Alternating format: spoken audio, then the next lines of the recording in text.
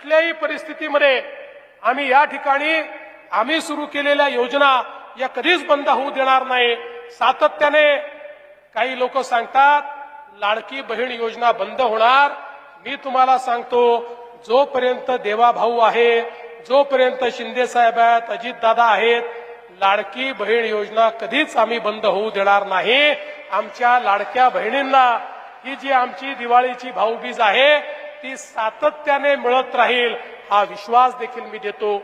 मी आज या निमित्ताने एवढंच सांगतो, आपलं जे महायुतीचं सरकार आहे हे सरकार विकासाचा विचार करणारं सरकार आहे। आम्हाला समाजातल्या प्रत्येक व्यक्तीचा विकास घडवायचा आहे। या महाराष्ट्रामधला दुष्काळी भाग विकासाचा विचार करणारं सरकार आहे। आम्हाला समाजातल्या प्रत्येक व्यक्तीचा विकास घडवायचा आहे। या महाराष्ट्रामधला दुष्काळी भाग आहे त्यातला दुष्काळ आम्हाला दूर करायचा आहे। आमच्या शेतकऱ्यांना त्या ठिकाणी आम्हाला मदत करायची आहे। आपण बघा महाराष्ट्रातल्या शेतकऱ्यांवर संकट आल्यानंतर आजपर्यंतच्या इतिहासातलं सर्वात मोठं पॅकेज 32,000 कोटी रुपयाचं पॅकेज हे त्या ठिकाणी आम्ही शेतकऱ्यांकरता दिलं आणि आज शेतकऱ्यांच्या खात्यामध्ये पैसे जाणं देखील सुरू झालं।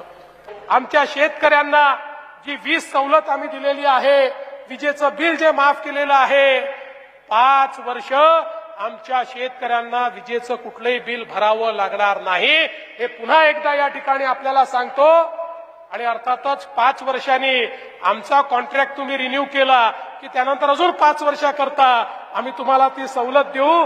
त्यामुळे आता तरी 5 वर्षापर्यंत ही सवलत तुमच्याकरता आम्ही ठेवली। आणि एवढंच नाही तर आता आपण जे सोलरायझेशन सुरू केलेलं आहे त्यानंतर 2026च्या डिसेंबरमध्ये हे काम पूर्ण झाल्यानंतर आमच्या शेतकऱ्यांना 365 दिवस दिवसा 12 तासाची वीज आणि मोफत वीज हे आम्ही दिल्याशिवाय राहणार नाही। आणि आमच्या सगळ्या उपसा सिंचन योजना देखील आता आम्ही त्या ठिकाणी सोलरवर टाकतो आहोत।